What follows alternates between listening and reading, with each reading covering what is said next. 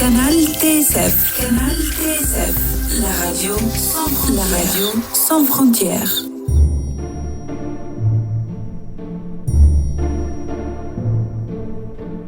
La poésie française et persane avec Daria.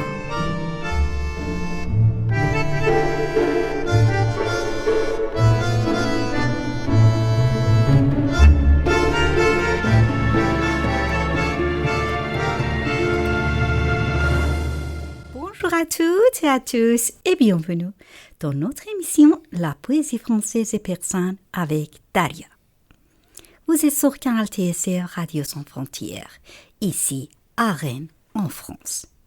C'est un immense plaisir de vous retrouver pour ce rendez-vous poétique chaque lundi à 17h en direct, en rediffusion le jeudi à midi.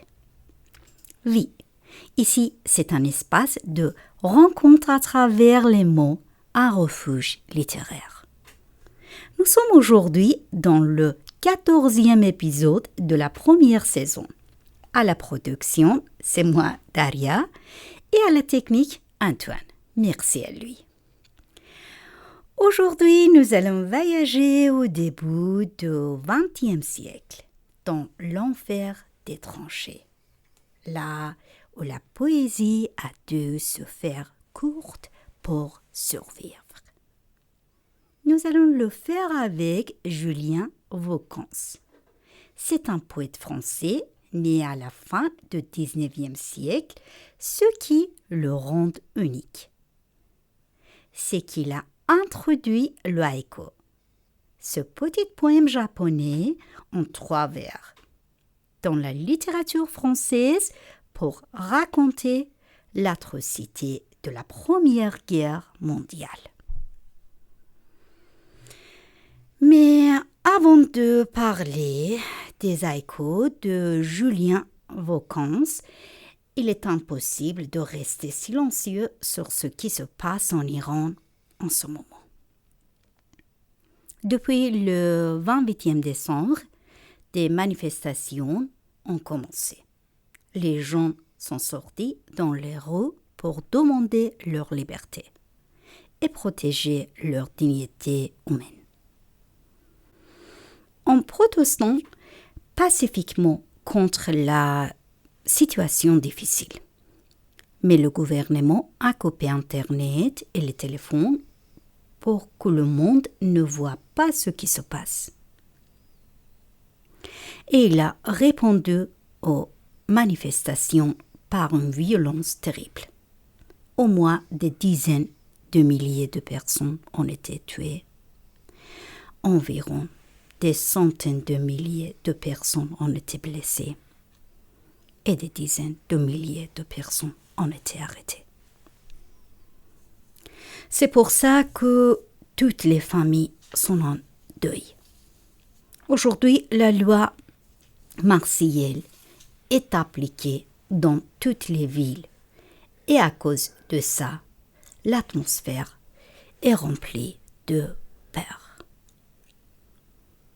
Si la communauté internationale et les autres pays n'apportent pas un soutien fort immédiatement au peuple iranien contre ce type de régime religieux autoritaire, cette répression ne restera pas seulement en Iran. Elle portait rapidement s'entendre à d'autres pays. Et c'est très inquiétant. Je termine en parlant de l'Iran par un vers de Saadi, extrait de Golestan. Dans la traduction française d'André Dorier, un vers qui est gravé sur le mur de l'ONU. بنی آدم اعضای یکدیگرند که در آفرینش ز یک گوهرند. Les hommes sont membres d'un tout, créés d'une même essence.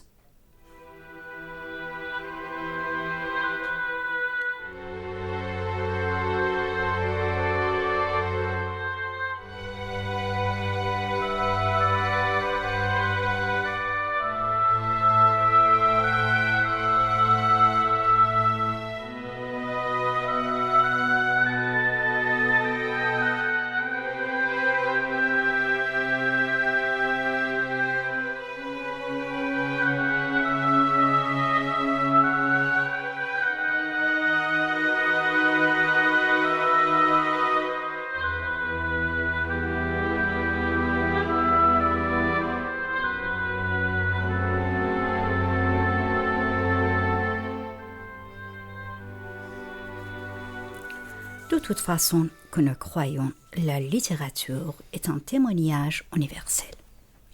Le haïku, grâce à sa forme courte, permet de saisir l'essentiel de l'âme humaine. Même dans le moment sombre. Pour explorer ce lien entre guerre et poésie, j'ai le plaisir d'accueillir mon invité d'aujourd'hui, Pierre Arnaud, de l'association Amity, qui œuvre pour le dialogue des cultures, et il est poète aussi et spécialise d'haïku. Bonjour Pierre et bienvenue. Bonjour Daria, merci pour cette nouvelle invitation. Je suis ravi de pouvoir échanger avec toi autour de cette forme poétique que j'affectionne particulièrement. Merci d'être là, Pierre. Tu es un passionné de littérature et tu t'es beaucoup intéressé à la forme courte en poésie. Est-ce que ça fait longtemps que tu explores ces textes ? Et ça commence à faire un petit moment, même si je dois dire que j'ai rencontré les haïkus assez tard dans ma vie. J'ai d'abord croisé l'œuvre de Bachot et j'ai immédiatement été happé par cette invitation au voyage. Sa poésie m'a accompagné durant de nombreux périples, je dois dire. D'accord, c'est passionnant. Merci de le partager avec nous. Et en fait, que représente Julien Vaucons pour toi ? C'est un auteur rare dont la puissance des vers m'a beaucoup touché. D'ailleurs, je tiens à remercier une amie qui a réussi à me trouver le recueil du Héron huppé.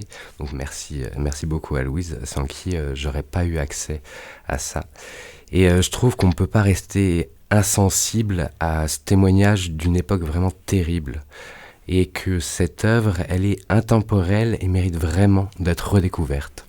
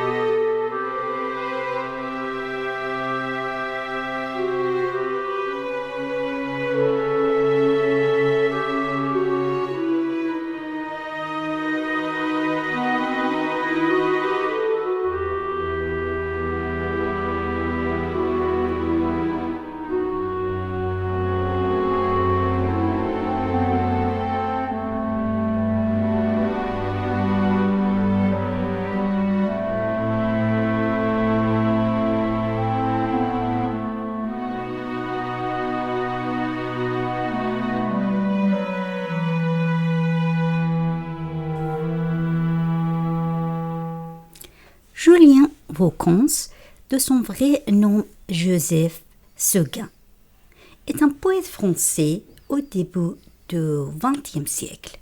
La guerre l'a profondément marqué et ça se voit dans ses textes. Sur les bombardements, il ne pouvait pas noter de longs poèmes. Il a choisi donc le haïku pour sa concision. En quelques mots, il dit l'indicible. Ces haïkus de guerre sont comme des images prises sur le front où la fragilité de la vie rencontre la violence. Sa poésie commence fragile, comme quelque chose qu'il faut protéger, mais cette fragilité disparaît vite, parce que la guerre impose sa réalité. Vaucons nous emmène directement sur le train, au milieu de chaos, des paysages dévastés, de la violence partout. Ce qui frappe le plus, c'est le contraste avec la nature. Pendant que les hommes trouvaient la mort, l'oiseau chantait, continue de chanter, indifférente. Pourtant, malgré tout ça, il y a une part d'humanité. Vacances offre la main, surtout aux jeunes à qui il adresse un message de solidarité. Il reste lucide, clairvoyante et termine souvent sur un constat tragique qui fait encore écho aujourd'hui.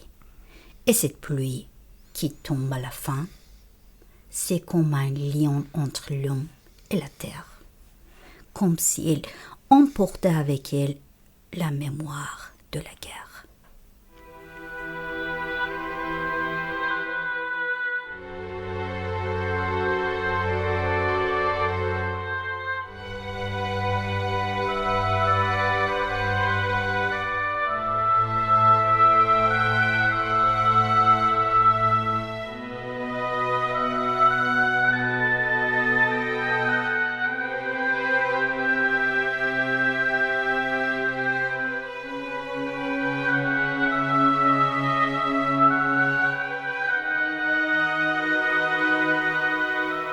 Nous allons maintenant vous proposer une lecture croisée de quelques haïkus de Julien Rocons, tiré de son Oiseau de guerre.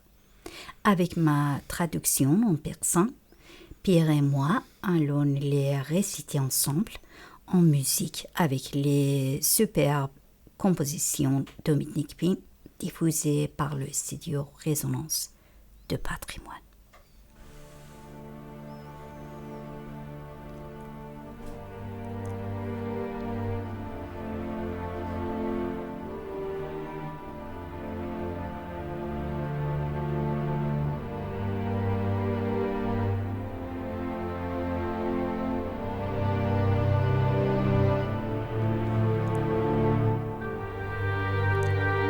Chaud comme une caille, contient dans le creux de la main, naissance du haïkai.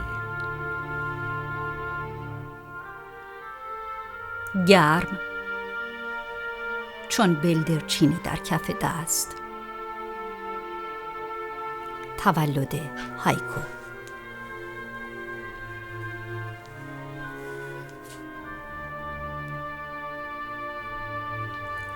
Ouvrières, au fond des cours, bustes infléchis vers la lumière.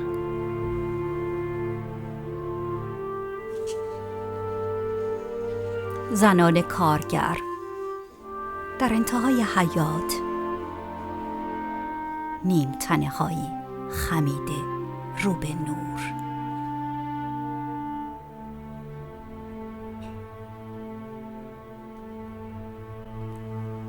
D'un côté, des plateaux s'abaissant vers les plaines. De l'autre, le chaos à nos pieds se déchaîne. Des pentes, des rochers, des trous, des pics, des chaînes.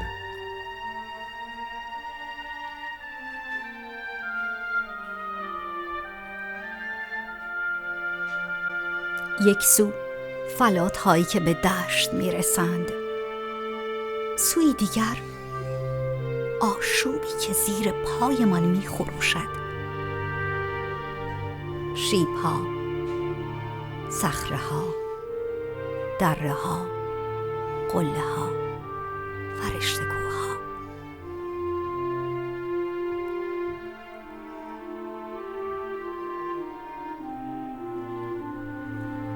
Dans les poitrines, le cœur saute, l'œil est sûr, le pied ferme.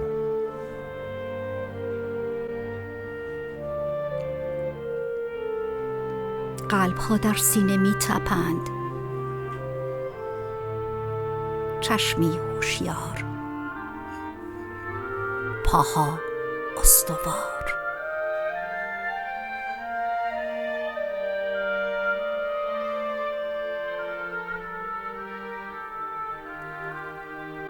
Alouette, alouette, quelle est indécente ta chanson. Mais non, tu n'es que la nature.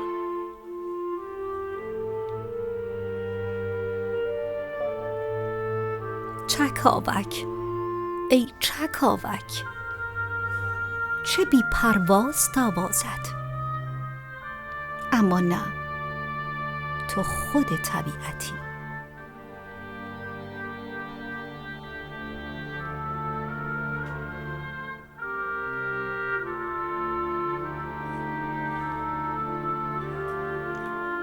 Une belle lueur, les mains aux paupières, pour se protéger.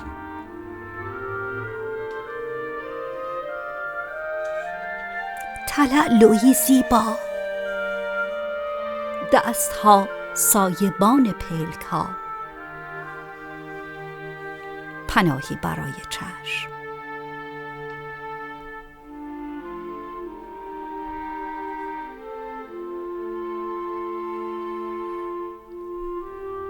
Tu as attaché ta barque à un bien mauvais navire.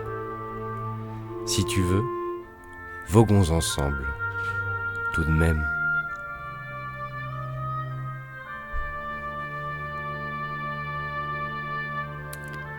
قایق را به بد کشتی بسته ای. بیا با هم راهی شویم، علی رغم همه چیز.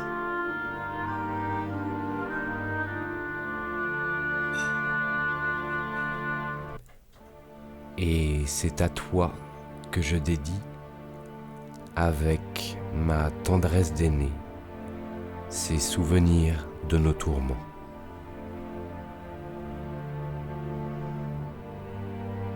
و این را به تو پیشکش می کنم با مهری بزرگوارانه، یادگار تلاطم هایمان.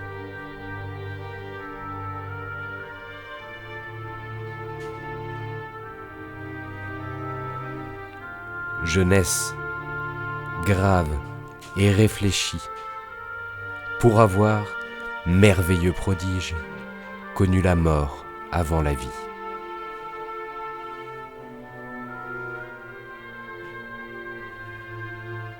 جوانی جدی و متفکر، پدیده غریب، مرگ را پیش از زندگی چشیده است.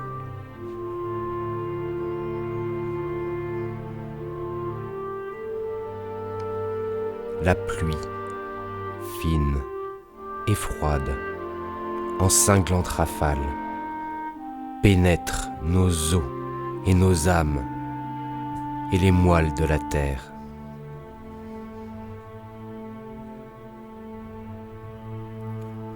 باران سرد ریز با تازیانه های باد به عمق استخوان و روح ما وارد می شود تا به ژرفای استخوان زمین برسد.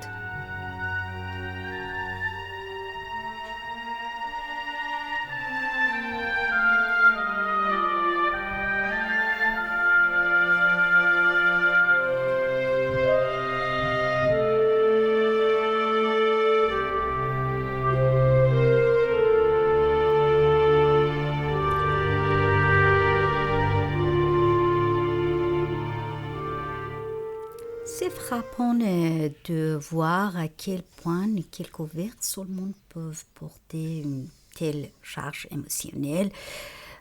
Vous ne trouvez pas? Tout à fait. Vocance évite toute mise en scène inutile. Il plonge directement dans la réalité du soldat, dans la boue, au ras du sol. Il n'y a plus de place pour les discours grandioses, seulement pour une présence humaine, précaire. D'accord. On ressent presque une tension constante, comme un silence qui pèse. Oui, un silence plein de menaces, celui qui annonce l'explosion. Vocance montre que la poésie peut dire l'essentiel à travers un détail minuscule, parfois insoutenable. Est-ce qu'on pourrait dire qu'il invente une poésie de l'instant, de l'urgence? Absolument. C'est une poésie qui va droit au but, sans détour, parce qu'elle n'a pas le luxe de tricher. Ce qui surprend aussi, C'est son choix de haïku, une forme brève et délicate pour parler de la guerre. C'est assez cohérent, parce que sur le front, le temps manque. Les longues phrases n'existent plus. Le haïku permet de saisir l'essentiel en quelques mots, comme une pensée arrachée au danger. On a parfois l'impression que ces poèmes ressemblent à des clichés pris sur le vif. Exactement. Vocance observe plus qu'il ne commente. Il va capter un geste, une image, une sensation. Et ce sont ces fragments de réalité qui rendent la guerre si sensible. Le poème de l'Alouette m'a beaucoup marqué. Cette chanson d'oiseau au milieu de la mort criait en malaise. C'est parce que la nature continue, indifférente. Ah ouais. Elle chante pendant que les hommes s'entretuent. Ce contraste est violent, mais il rappelle aussi que la vie dépasse la guerre. Et il y a aussi cette image de poème tenu comme une caille chaude dans la main. Oui, c'est une image très forte. Le poème devient quelque chose de vivant, si fragile que le poète tente de préserver au milieu du froid et de la destruction. Dans les textes consacrés à la jeunesse, on sent une immense tristesse. C'est parce que cette génération, comme le dit si bien Julien Vocance, a découvert la mort avant même d'avoir pu vivre. Le Vocance parle d'une jeunesse brisée, forcée de grandir trop tôt. Certaines lectures parlent d'un style distant, presque froid. Je dirais plutôt qu'il est pudique. Il refuse d'imposer une émotion. Il montre et laisse chacun ressentir à sa manière. Et cette image de la barque attachée à un navire condamné. C'est un peu un appel à la solidarité. Même si le naufrage est certain, il ne faut pas affronter la catastrophe seul.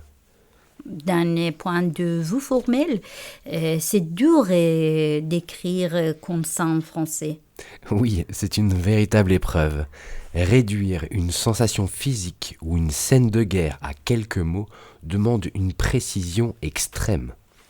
Ok, pour conclure, comment résumeriez-vous l'héritage de Vocance? Je parlerai d'un éclat, quelque chose qui blesse mais qui éclaire en même temps. Merci beaucoup Pierre. Cet échange permet vraiment de mesurer la force de ces poèmes si courts.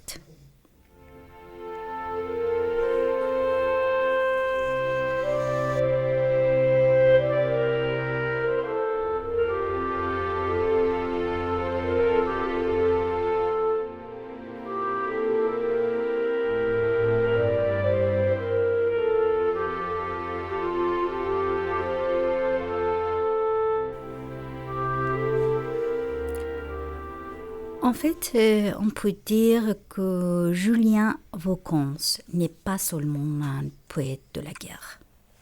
Oui, ce qui l'intéresse surtout, c'est l'essentiel.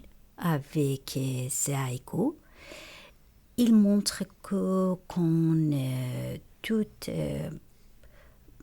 s'offrande, le fait de regarder précisément ce qui se passe devient déjà une manière de résister.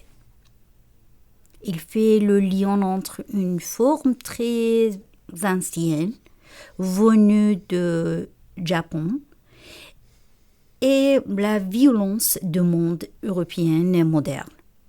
En utilisant très peu de mots, il redonne une place et une dignité à ceux qui sont tombés. Chez lui, le silence des morts parle encore. Oui. Lire Vocance aujourd'hui, c'est apprendre à voir un peu de lumière même dans ce qui est le plus sombre et à garder en soi quelque chose d'humain. malgré tout. Et pour finir, ces poèmes ressemblent à de petits éclats de lumière. Ce sont comme de petits messages de paix qu'on garde sur soi. Ils ne changent pas le monde d'un coup, mais ils aident à rester debout, même quand c'est difficile.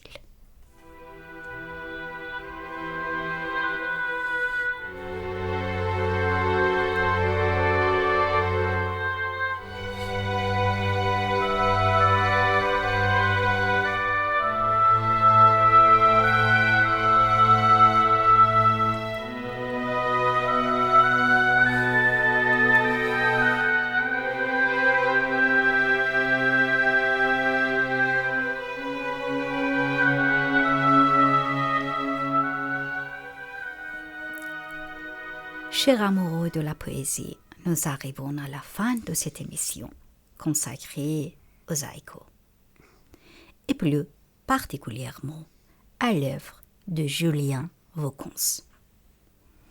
Un grand merci à vous, Pierre, d'être venu partager avec nous votre regard et votre enthousiasme sur des haïkus de Julien Vaucons.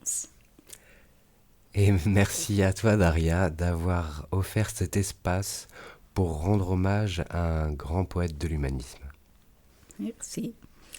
C'était un très beau moment d'échange, simple et sincère, autour du monde poétique. Et voilà.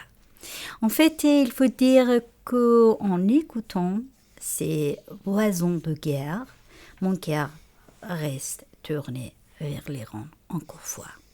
Là-bas aussi, la vie se joue dans l'urgence, dans l'ombre des menaces, mais avec une dignité qui rappelle que l'esprit humain ne peut être totalement brisé. Alors, merci à vous tous d'avoir été à l'écoute sur Canal TSF. On se retrouvera lundi prochain à 17h pour une nouvelle découverte. D'ici là, prenez soin de vous et gardez un peu de poésie dans votre journée. Je vous souhaite des jours plus paisibles. À lundi. Au revoir.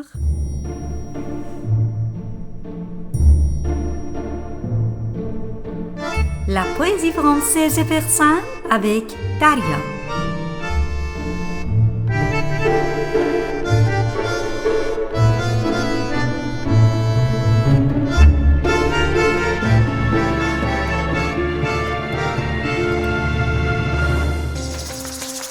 Canal TSF. Canal TSF. La radio sans frontières.